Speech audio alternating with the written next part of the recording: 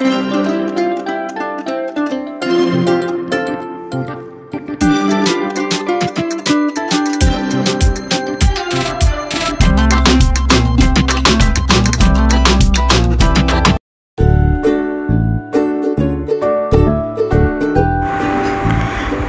मंडळी, कसे आहात? मजेत असाल, तब्येत ठणठणीत असेल अशी मी आशा करते आणि पुन्हा एकदा तुम्हा सगळ्यांचं आपल्या चॅनलवर अगदी मनापासून स्वागत करते आहे।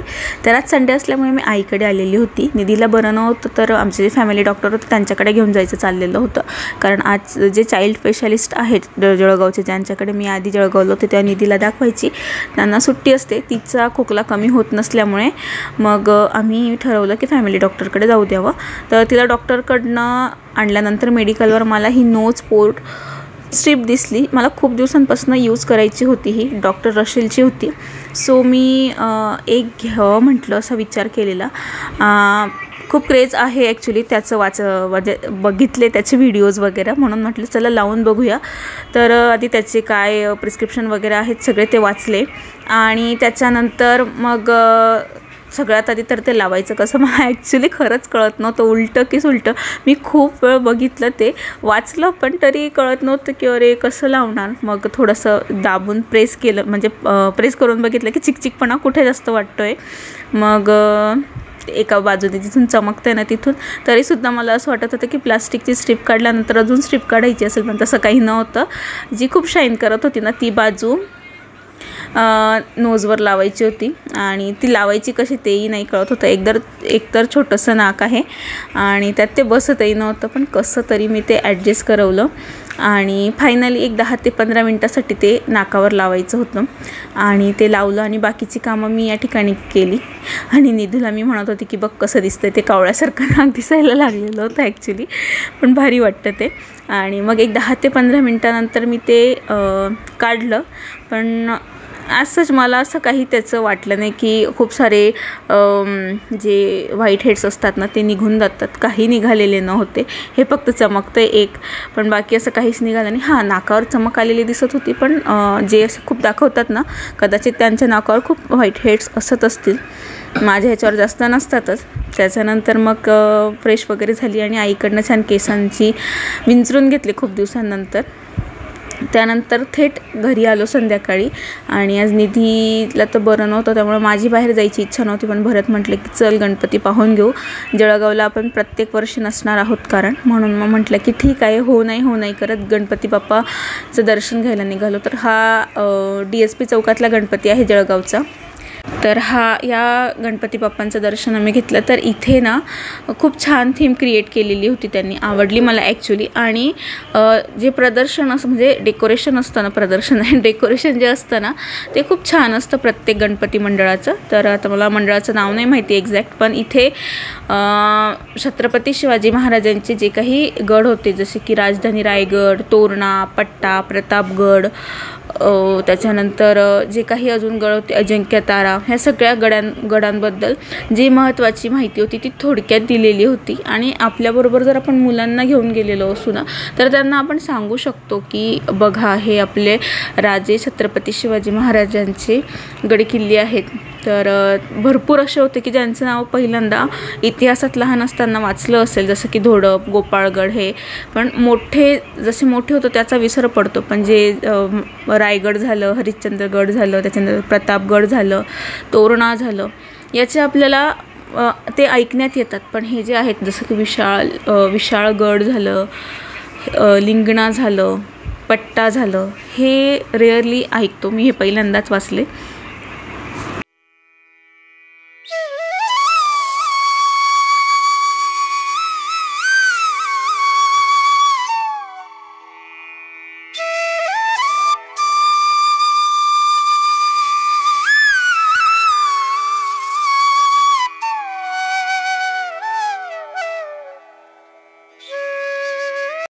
मग मध्ये त्याच्यानंतर गणपती बाप्पांचं दर्शन घेतलं आणि दुसऱ्या बाजूला गेलो, तिथे राजमाची, माहुली, मल्हारगड, त्याच्यानंतर मांगी, तुंगी असे बाकीचे जे गड होते त्यांची माहिती दिलेली होती।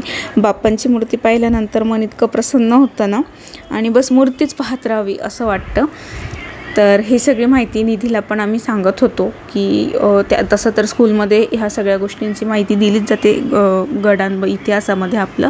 आणि इकडे दोघं बाजूला वरती राजांचा फोटो लावलेला आहे. या ठिकाणी सुरेख आहे डेकोरेशन, म्हणजे इतिहास जपण्याचा हा प्रयत्न आहे आणि आवडला मला इथे. प्लस मला माझे स्टुडंट्स पण भेटले स्कूलमधले, त्यांनी आवाज देऊन मला आवाज दिला आणि आम्ही पण आलेलो आहोत असं सांगितलं. तर हे सगळं वाचत आम्हाला थोडासा उशीर झालेला नाही, म्हणजे साधारणतः 20 मिनटं आमचे इथे गेलेले होते. त्याच्यानंतर आम्ही DSP चौकातनं पुढे जात होतो. हे DSP चौकामध्ये लावलेलं आहे सर्कलजवळ. तर हे जे आहे ना गणपतीचं, ते असं रोटेट होत असतं, गोल गोल गोल गोल गोल गोल फिरतं ते. पण आता फिरणं बंद झालेलं होतं ॲक्च्युली, नाहीतर हे फिरत असतं पूर्ण. गणपतींचं त्यांनी अग्नी वायू या पद्धतीने सगळं लावलेलं आहे. त्याच्यानंतर पुढे आलो थोडं, म्हणजे मी आमच्या घराकडच्या एरियाचा जो पट्टा आहे ना, जो सिटीमध्ये जातो, तिकडचे हे करते आहे, गणपती बघतो आहोत आणि तुमच्याबरोबर पण तेच शेअर करते आहे. तर हे ओंकारेश्वर मंदिराच्या एक्झॅक्ट शेजारी हे जयश्री केदार म्हणून गणपती बाप्पांचं मंडळ आहे तिथलं. तर इथे आम्ही गेलेलो आणि इथली ही मूर्ती खूप सुरेख होती. इथे सुरुवातीला बाहेरून तर केदारनाथाचा देखावा आहे, त्याच्यानंतर मध्ये गेलं तर आधी नंदी, त्याच्यानंतर महादेवांची पिंड आणि मग त्याच्यानंतर गणपती बाप्पांची मूर्ती आहे. तर सुरुवातीला नंदीचं दर्शन घेतलं आणि मग महादेवांचं, त्याच्यानंतर गणपती बाप्पांचं.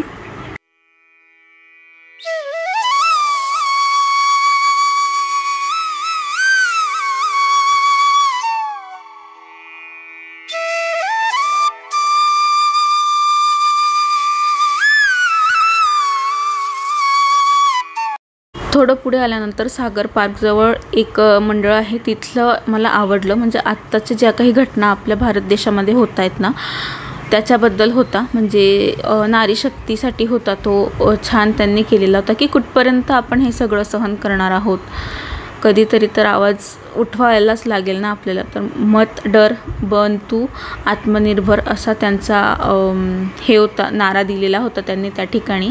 आणि बाप्पांची मूर्ती पण खूप सुंदर होती. सगळ्या जेवढ्या पण मी मूर्त्या बघितल्या आहेत ना आजच्या या दिवसामध्ये, सगळ्या मूर्त्या मला खूप छान वाटल्या.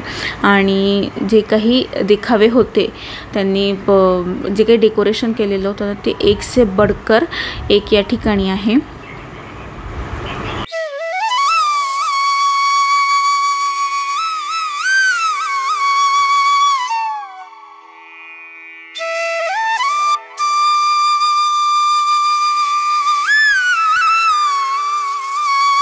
नंतर आम्ही मेन सिटीमध्ये पोहोचलो होतो. गोविंद रिक्षा स्टॉपजवळ एक मंडळ आहे, वज्रेश्वरी देवीचा त्यांनी देखावा तिथे दाखवलेला आहे. कोइंबतूरचं त्यांनी पूर्ण घेतलेलं आहे. बाहेर त्यांनी नारी शक्तीबद्दलच कधी थांबणार असा एक संदेश त्यांनी त्यातनं दिलेला आहे. आणि पुढे गेल्यानंतर गर्दी प्रचंड होती. इथे रस्त्यांवर रांगा होत्या अक्षरशः, सगळ्याच ठिकाणी होत्या. सिटीत आल्यानंतर प्रत्येक मंडळाचं मोठं जे मंडळ आहे तिथे दर्शन घेण्यासाठी खूप खूप वेळ लागतो, कारण आणि आज संडे पण होता. तर मध्ये आल्यानंतर ना गर्दीतला सगळा आपण थकवा विसरून जातो की कारण की म्हणजे इतकं सुंदर त्यांनी असं कोइंबतूरला जाण्याची गरज नाही असं वाटतं. ही मूर्ती आजपर्यंत मी महादेवांची फक्त व्हिडिओमध्ये बघितलेली आहे आणि ती साक्षात आज डोळ्यासमोर अचानक दिसली तर मन इतकं प्रसन्न झालं. डोक्यातलं सगळं टेन्शन, तणाव, डिप्रेशन सगळं निघून गेलं महादेवांची ही मूर्ती बघितल्यानंतर. कारण इथे जाण्याचं एक स्वप्न आहे माझं, भरपूर स्वप्न असतात, त्यातलं हे एक स्वप्न आहे. आणि मी भरतला म्हणते की मी असे हात जोडते, तुम्ही असंच माझं शूट घ्या, जेव्हा जाऊ तेव्हा जाऊ, कोइंबतूरला जेव्हा जाणं होईल तेव्हा. पण आत्ता मला हे खूप मनाला प्रसन्न करणारं वाटलं. जेवढी मोठी मूर्ती महादेवांची तिथे आहे तेवढंच मोठं इथे नंदींची सुद्धा मूर्ती आहे. महादेवांच्या एक्झॅक्ट समोर या ठिकाणी गणपती बाप्पा आहे, ते आपण तिकडच्या बाजूला गेल्यावर दिसणार. अतिशय सुंदर असा देखावा या ठिकाणी यांनी प्रेझेंट केलेला आहे, मला मनाला प्रसन्न करणारा. म्हणजे सगळेच आतापर्यंतचे पाहिलेले सगळे देखावे सुंदर होते, पण अतिसुंदर जर म्हणायचं झालं तर मला हा सगळ्यात जास्त आवडला. एकदम असं की इतक्या रांगेत उभं राहिल्यानंतर हा आपण कंटाळतो ना, तो सगळा कंटाळवाणापणा निघून जातो. आणि बाप्पांची मूर्ती अगेन खूप सुंदर, खूप छान आहे आणि खूप छान यांनी मस्त असं डेकोरेशन वगैरे केलेलं आहे. जळगावमध्ये असाल तर अजून 2 दिवस बाकी आहेत, जाऊन या तुम्ही. त्याच्यानंतर बाहेर आलो आणि निधीला मास्क घ्यायचं होतं, कधीचं चाललेलं होतं. थोडा ब्रेक घेतला आणि आधी तिला, कारण ती सारखी मला म्हणत होती मला मास्क घ्यायचं आहे मम्मी, मला मास्क घ्यायचं आहे. म्हणून मग म्हटलं बघ तुला कुठलं घ्यायचं आहे. तर तिला हे गोरिलाचं मास्क आवडलं. मी तिला दुसरं सांगत होती की तू दुसरं काहीतरी घे, पण तिला गोरिलाचंच आवडत होतं. म्हणून मग ठरवलं की ठीक आहे बाबा, तुला जे मास्क घ्यायचं आहे ते घे.